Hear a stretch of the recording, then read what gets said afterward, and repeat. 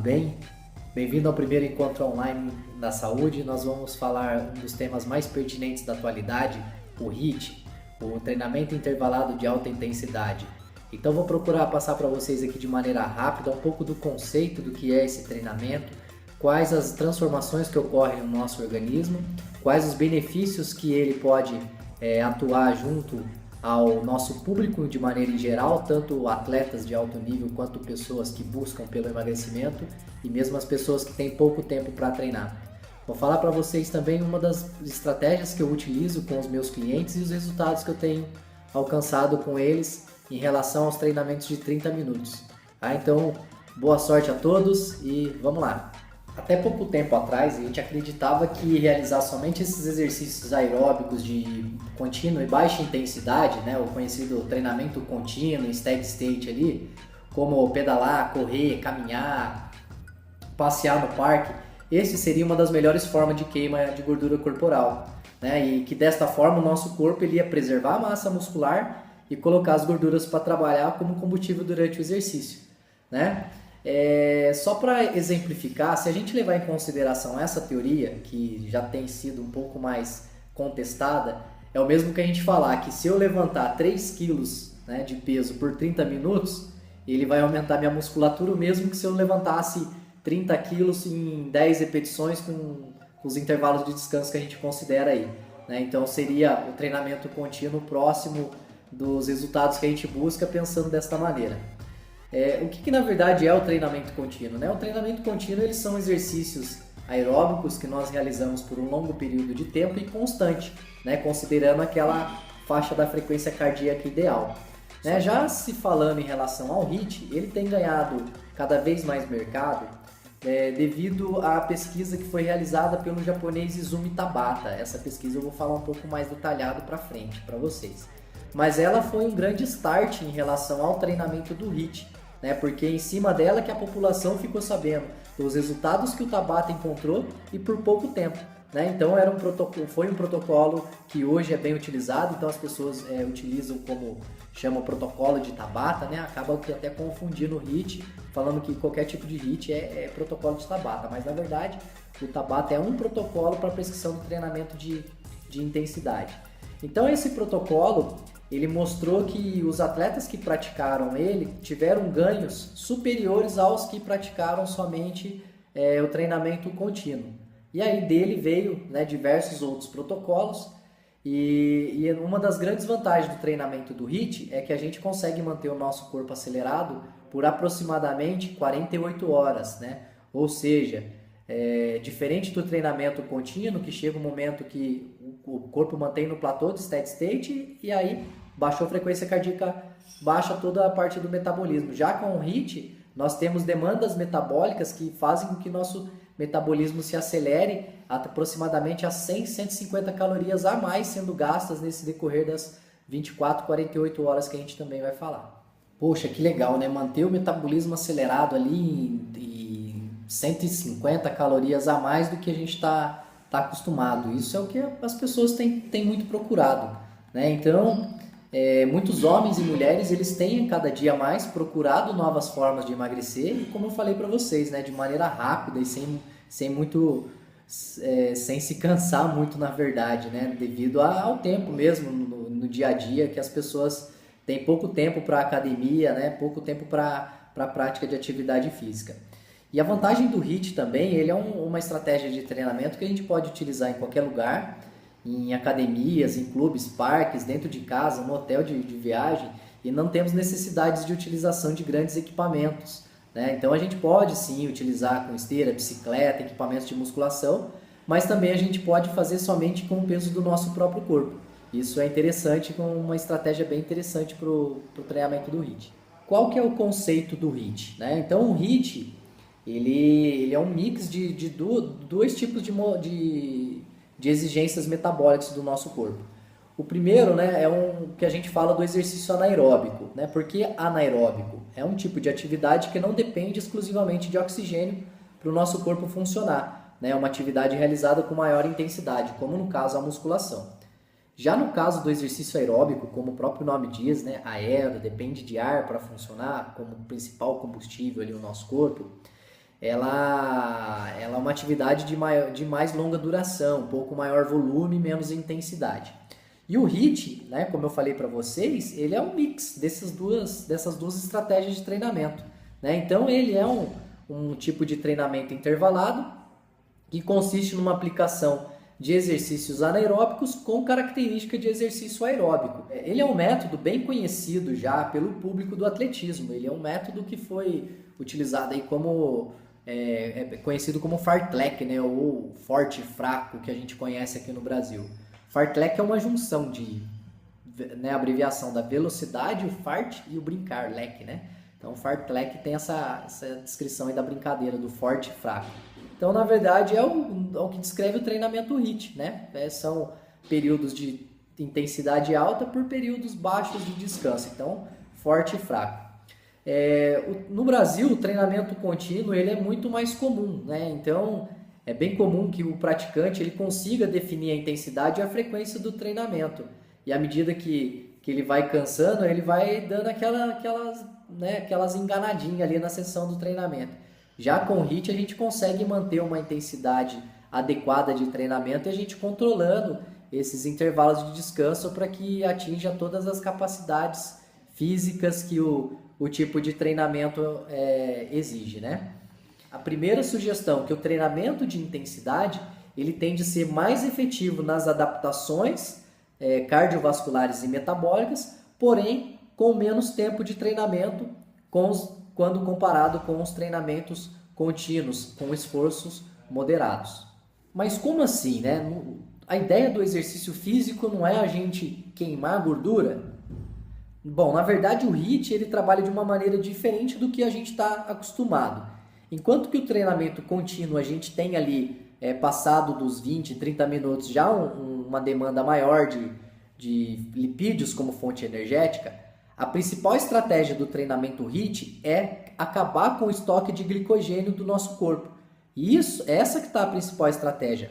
O que acontece depois do meu corpo em repouso, não é durante o treinamento, né? O resultado não está ali durante o treinamento, e sim após ter concluído o treinamento. Então, pegando esse exemplo que eu falei para vocês anteriormente, não é importante a caloria gasta durante o exercício, mas sim o após, que é a principal estratégia, é o que acontece com o treinamento de intensidade. Então, a gente tem um gasto X de calorias durante essa atividade e após cessar dessa atividade, como os estoques energéticos eles estão bem esgotados, o meu corpo acelera esse metabolismo para fazer a recuperação desse sistema. É por isso que a gente falou lá no início que o corpo ele gasta de 100 a 150 calorias a mais em repouso quando comparado ao treinamento contínuo. Um dos principais efeitos que são discutidos, né, os benefícios do HIIT, é uma das principais causas do treinamento de intensidade que ocorre após cessar esse tipo de treinamento, é o efeito EPOC, né, também conhecido como afterburn. Então, assim, a grande fama do treinamento HIIT e no que todos buscam em relação à redução de percentual de gordura e emagrecimento está conjugado com esse tipo de processo, além dos outros que eu já citei de maneira mais rápida. Então, assim, em resumo, o processo da queima de gordura armazenada no corpo, ele é definido como uma oxidação lipídica, né? Então, essas gorduras, apesar do excesso dela apresentar risco para a nossa saúde, a gordura ela tem sim sua importância para o nosso organismo, porque ela apresenta, né, como a gente já sabe, uma das principais fontes de energia para o nosso corpo, e também nós temos a ação térmica, que ela mantém o nosso corpo aquecido, né, tanto que indivíduos obesos eles sentem menos frio que indivíduos magros. Ela tem uma proteção mecânica, principalmente, né, em relação à proteção dos nossos órgãos, então por isso que é muito comum da gente acumular mais gordura na região do nosso tronco e além de ser responsável pela produção de diversos hormônios. Nessas três formas de oxidação lipídica do nosso corpo, nós temos de 60% a 70% das calorias gastas no nosso organismo, no cotidiano, ela vem através da taxa metabólica basal. 10 a 15% dessa oxidação, elas são gastas pelo nosso metabolismo digestivo, ou seja, o efeito térmico que o alimento proporciona. E de 15 a 30% ele vem da atividade física, seja essa termogênia associada a exercícios ou essa termogênia associada a atividades que não são os exercícios físicos propriamente dito, como limpar a casa, passear com o cachorro, brincar com as crianças, enfim. Então nós temos essas formas de oxidação do nosso corpo. A gente já falou bastante que o treinamento contínuo, ele teoricamente, queima mais gordura durante a sua sessão quando comparado com um treino de intensidade. Só que o que acontece? Quando é cessada a sessão de exercícios contínuos, o meu metabolismo ele acaba aqui retornando aos níveis normais de repouso.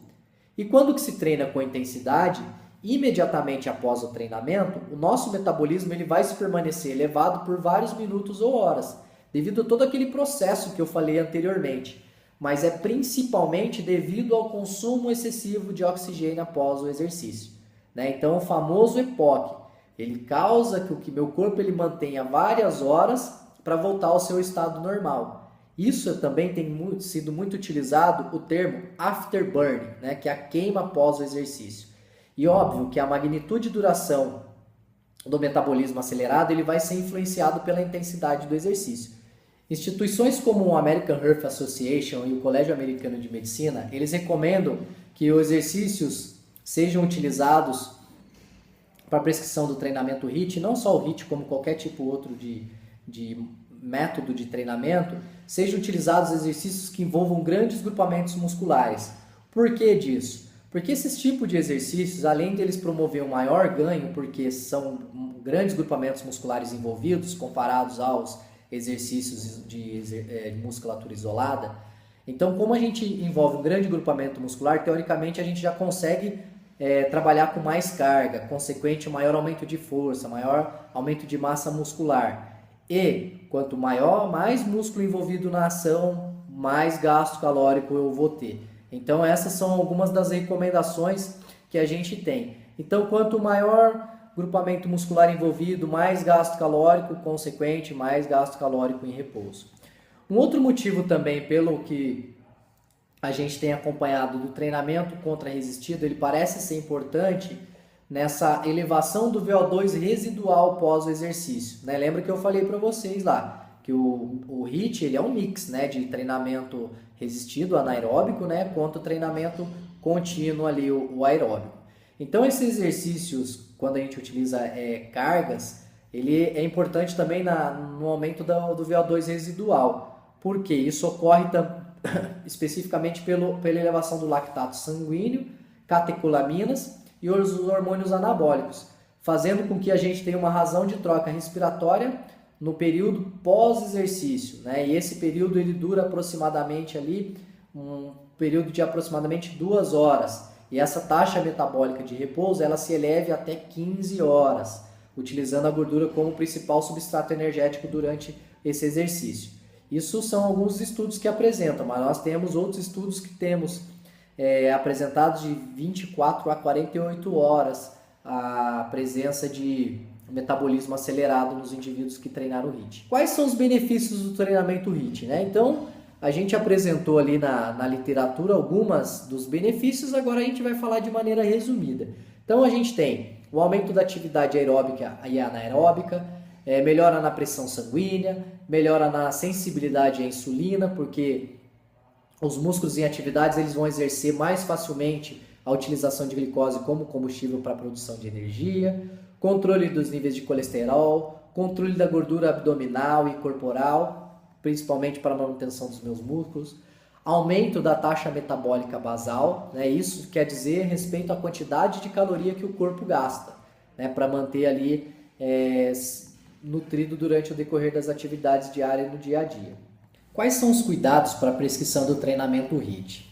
Então, assim como qualquer outro tipo de modalidade de exercício que é prescrito, o treinamento HIIT também ele deve sim respeitar algumas recomendações e prescrições. Então, antes do início de qualquer atividade física, como a gente já sabe, é muito importante que o indivíduo passe por uma avaliação médica para que esse médico libere ele para a prática de atividade física, principalmente no caso do treino de intensidade. É importante também ter uma liberação de um cardiologista. Né? Por quê? A gente sabe que indivíduos sedentários ou obesos, que são o público que mais vai procurar o treinamento HIIT, normalmente esses indivíduos eles apresentam alguma hipertensão, problemas de diabetes, né? Algum desses indivíduos tem esses históricos de doença. Então esse grupo é muito importante a gente ter um certo cuidado. Recomenda-se também que para iniciar um trabalho de HIIT com esses indivíduos, principalmente ainda se ele é um sedentário, o ideal é que a gente inicie um trabalho de base. O que é esse trabalho de base? É um trabalho que envolve de 3 a 5 vezes na semana, uma atividade aeróbica de 20 a 60 minutos, bem leve, com que isso a gente vá promovendo as adaptações neuromusculares, aumentando o transporte de oxigênio para o músculo, ao mesmo tempo em que a gente vai introduzindo esse indivíduo para a prática de atividade física e consequente para o HIIT. Né? Então isso é muito importante. E óbvio também, se o indivíduo vai treinar 3 vezes na semana aeróbico, tentar colocar 2 vezes ali um treino de contra-resistência, né? Para que o corpo também já vá se fortalecendo para que ele suporte a intensidade do treinamento HIIT. Então assim, independente da idade, do sexo, da aptidão física do indivíduo, uma das principais chaves para o treinamento seguro é com que a gente adapte a intensidade do treinamento de acordo com o nível do praticante. E se isso for realizado um treinamento em grupo, importante também que você oriente o seu aluno para que ele não queira se comparar aos outros. Então acontece muito de quando a gente está fazendo um treinamento em grupo, um aluno ali que acabou de chegar, ele está ali com o amigo dele do lado, esse amigo já treina, sei lá, 3 meses, 1 ano de treinamento, e esse amigo já tem a intensidade dele, já tem o nível de condicionamento aprimorado. E aí esse cara que acabou de entrar ali vai querer se comparar. Então, passar mal na certa. Esse indivíduo ele não vai conseguir acompanhar a sessão de treinamento. Então, fica a dica aí para que cada indivíduo siga a intensidade de acordo com o que seu corpo suporte naquele determinado momento. Quantas vezes na semana deve-se treinar o HIIT? Segundo o Colégio Americano de Medicina, ele recomenda que toda a população pratique regularmente exercícios com aproximadamente ali 20 a 60 minutos de exercício aeróbico, de 3 a 5 vezes na semana, e treinamento contra a resistência com uma frequência de 2 a 3 vezes na semana. Para quem nunca treinou, o ideal é que você inicie com 2 a 3 treinos na semana, intercalando com atividade de dia de treinamento, dia de descanso. É o que eu recomendo sempre com meus alunos. E assim, a gente começar o treinamento HIIT pelo menos uma vez na semana, intercalando com os treinos tradicionais. E à medida que for aumentando o condicionamento do nosso praticante, a gente pode aumentar a frequência do treinamento HIIT. Né? Então, essa mesma estratégia ela pode ser aplicada para a pessoa que já estão acostumada com outros tipos de treinamento. Então, assim, indivíduos também que já treinam, que têm experiência com treinamentos, seja musculação, corrida ou qualquer que seja, menos o protocolo de intensidade, o ideal é que, à medida que esse indivíduo vá treinando na semana, coloque um treinamento HIIT ali e, à medida que for adaptando, vai aumentando a frequência do treinamento HIIT em suas sessões de treinamento. Protocolo de Tabata, né? Esse é um dos grandes nomes aí do treinamento de intensidade. Muitas pessoas confundem o protocolo de Tabata chamando HIIT, tudo que é HIIT, não, vamos fazer um protocolo de Tabata, vamos fazer um protocolo de Tabata. Na verdade, o que é o protocolo de Tabata? Né? Ele é uma metodologia utilizada para a prescrição do treinamento HIIT. Então, o professor Izumi Tabata, ele pegou 2 grupos de praticantes, de patinadores olímpicos de gelo, e colocaram esses 2 grupos para pedalar. Então, um grupo pedalou ali em steady state, né, ou 60% da frequência cardíaca máxima. E aí um outro grupo fez o protocolo de Tabata. Mas o que é, na verdade, esse protocolo de Tabata? É um protocolo que consiste em apenas 4 minutos de treinamento, 20 segundos de intensidade máxima por 10 segundos de intervalo. Isso vai totalizar 8 séries de treinamento intenso e 10 segundos de descanso. 4 minutos de treinamento, não mais do que isso. E aí, o que o professor Izumi Tabata encontrou nesse protocolo? Quando ele comparou esse protocolo a indivíduos que utilizaram somente o treinamento de steady state ali, o protocolo de Tabata apresentou aumento de 14% no VO2 máximo dos praticantes e aproximadamente 28% de aumento na tolerância de lactato. né, quando a gente comparou a indivíduos que praticaram normal ali, o protocolo em steady state, eles tiveram apenas 10% de aumento no VO2 máximo e praticamente zero na tolerância de lactato. Outro detalhe muito importante, né, o pessoal do CrossFit utiliza muito o protocolo de Tabata nas prescrições de seus treinamentos. Porém, o protocolo de Tabata ele é um protocolo cíclico, né? Então, como eu falei para vocês, o pessoal do CrossFit utiliza com agachamento, com corrida, que eu acho show de bola. Eu também aplico bastante essa estratégia com os meus alunos. Na natação também é legal, na bicicleta, como o protocolo já foi dito, com a corda, né, o battle rope. Então, o protocolo de Tabata, ele é um treinamento que a gente deve envolver movimentos cíclicos e que envolvam grandes grupamentos musculares. Não me faça o absurdo de fazer um protocolo de Tabata com uma rosca direta, um tríceps testa, uma cadeira extensora. Isso não existe. A ideia do protocolo de Tabata é melhorar VO2 máximo e tolerância a lactato, não é destruir músculo e fazer lesão muscular. Então, muito cuidado quando for prescrever o protocolo de Tabata. Não queiram inventar. Tenham segurança para a prescrição do treinamento e responsabilidade com os clientes de vocês. Outro protocolo também que é muito conhecido é o do professor Martin Gibala. Para quem não conhece, ele é um pesquisador canadense, Martin Gibala. O protocolo do Gibala ele envolve 3 minutos de aquecimento com 8 a 12 ciclos de 60 segundos de exercício de intensidade máxima, seguido de 75 segundos de descanso, né? O Gibala, em 2011 também, ele desenvolveu um outro protocolo com uma opção mais adequada ao indivíduo sedentário, né, que não exercitam há mais de um ano. Esse protocolo ele envolve 3 minutos de aquecimento com 10 ciclos de 60 segundos de exercício intenso, porém essa intensidade gera em torno de 60% da frequência cardíaca máxima, seguido de 60 segundos de descanso.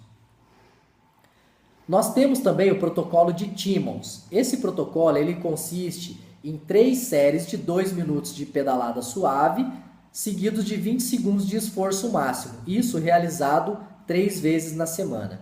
Então esses são alguns dos principais protocolos de treinamento HIIT que a gente encontra na literatura. Óbvio que vocês agora devem encontrar diversos outros protocolos que apontam aí para os resultados positivos do treinamento HIIT. Então, voltando novamente a falar para vocês, muito cuidado, responsabilidade na prescrição do treinamento de intensidade com alunos de vocês, que com certeza vocês terão grandes resultados satisfatórios com esse tipo de treinamento. Que equipamentos vocês podem utilizar para o treinamento HIIT? Como eu já falei para vocês, vocês podem utilizar equipamentos de musculação, qualquer tipo de equipamento, desde que envolvam grandes grupamentos musculares. Utilizar somente o peso do próprio corpo, ele tem sido uma das grandes ferramentas aí, pode treinar em parque, em praça, dentro de casa, aonde quer que seja, desde que tenham responsabilidade para a prescrição do treinamento. Nós temos 4 exercícios básicos ali, 4 exercícios-chave para a prescrição do treinamento HIIT. Então, o primeiro é o agachamento, né? Então envolve praticamente toda a parte de membros inferiores.